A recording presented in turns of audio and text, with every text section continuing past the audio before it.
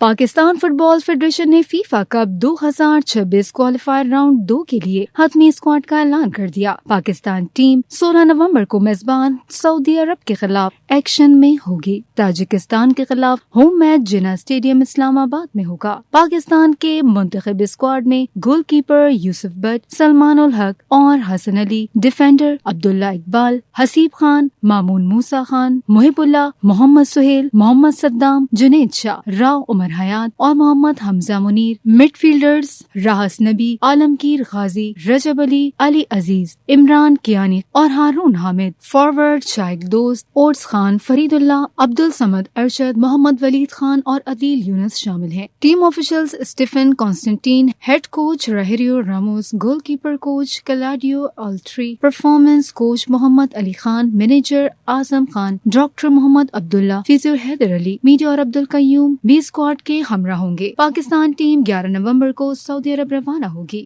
بیرون ملک سے آنے والے کھلاڑی سعودی عرب میں ہی ٹیم کو جوائن کریں گے۔